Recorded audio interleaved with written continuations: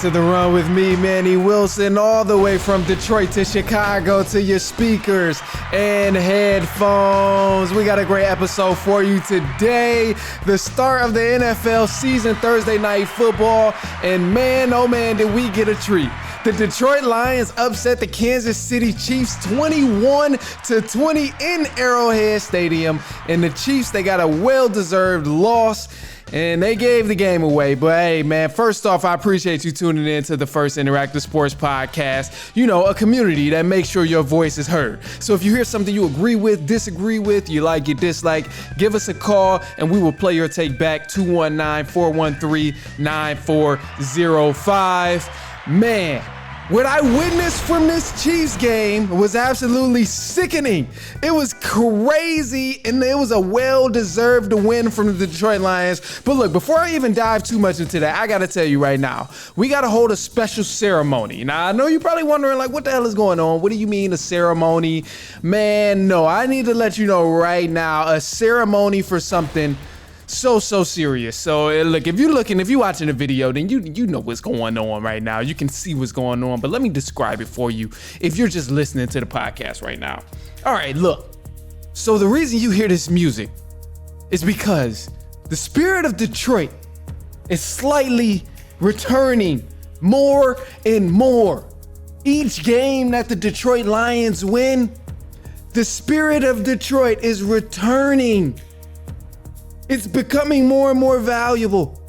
The Detroit Lions ain't won a season opener since 2017. They ain't did nothing. They've been garbage. For the last 20 to 30, 40 years, they've been cursed, right?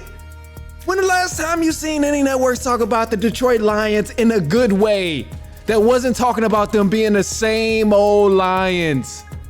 The spirit of Detroit is here.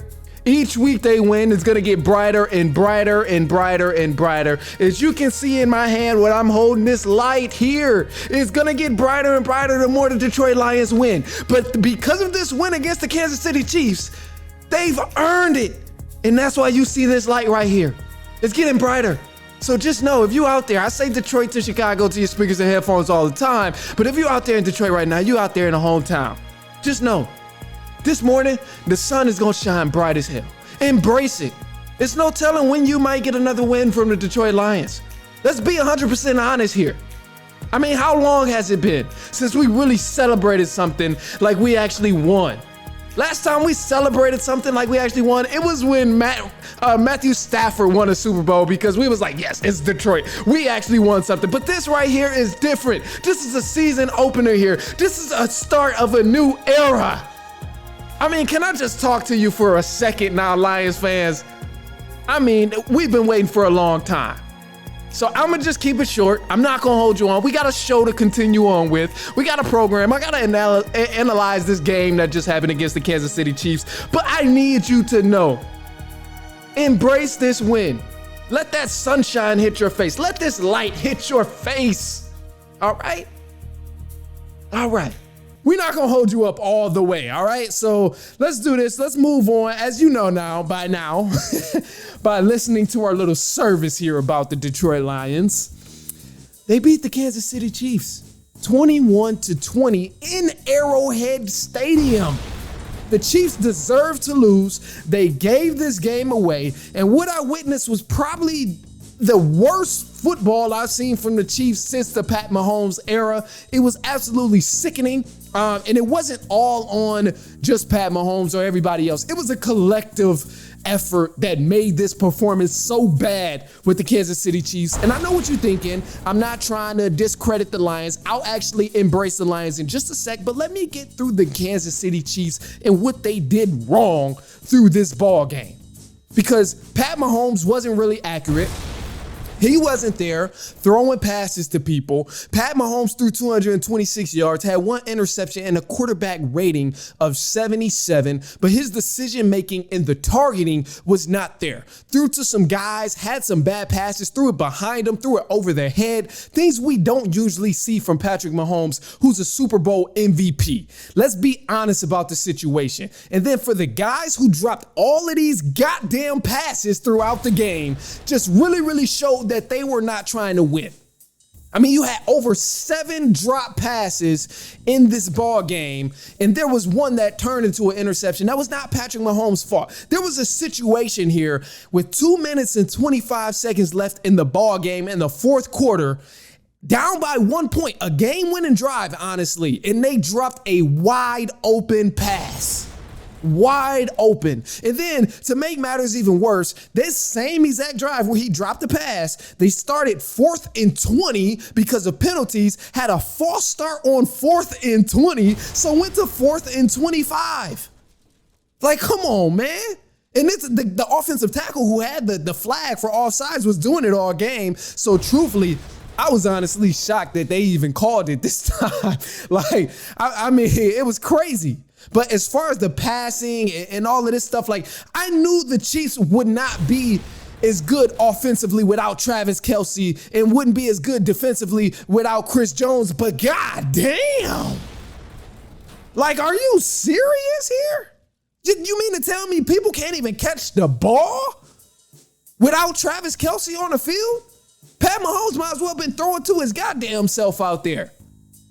The defense gave up so many runs. They gave up so many plays on the defensive end. The D-line couldn't hold a damn thing. They played so bad. They gave up 118 yards on the ground. It was probably the worst condition I've seen the Kansas City Chiefs in this Pat Mahomes era. But look, as for the Lions here, because the Lions really did do something worth praising, I will say the Lions put belt to ass in this game against the Kansas City Chiefs all night long. I'm telling you, like, man, it was nasty here. It was a straight bully ball, and they bullied these guys from the start of the game. At one point here, it got a little chippy throughout the game, and there was many moments where they got chippy throughout the game, but it just looked like it was really feeding the Detroit Lions energy into being hype and showing like, all right, we really got y'all where we want y'all because we're getting you upset and things are getting chippy. The Lions looked like they were built for all of that chippiness and all that scrappiness and toughness and stuff, that the same stuff that Dan Campbell been preaching since day one. So I was happy to see the Lions actually ball out. The defensive line looked great throughout the game. Hutchinson balled out, coming off the edge, very hot. And altogether as a defensive line unit, they really brought a lot of pressure toward Pat Mahomes. And I thought they did a hell of a job doing that because it made the defense look nice. The defensive backs did their things. The linebackers did their thing. And the offensive play calling was damn good. It was great play from the running backs. Montgomery had 74 rushing yards. Jared Goff earned his buffs tonight. Congrats to him. Yeah, it's a Detroit thing. You know what I mean? If you know what I mean. I'm going to just keep it plain and simple. But he earned his buffs, had 253 yards. He showed his ass in a good way. And I know it's only one game, but if they continue to play the way they did in this game one against the Kansas City Chiefs, I see the Detroit Lions probably starting off 6-0, to be honest, bro, because there's no one on the schedule that's really contesting the Lions in a way that makes me think they can lose against the rest of these teams. So week 2, they got Seattle Seahawks. That's probably going to be their most challenging game going forward, and that one is also going to be in Detroit. So they're going to be fired up. They're already fired up, but they're going to be so fired up bringing that game back to Detroit and playing against the Seattle Seahawks. They play the Atlanta Falcons at home in Detroit as well. I think they're going to beat the Atlanta Falcons as well, even though I would love for the Falcons to win. But truth be told, the Lions, they need it more. Let's be real about it.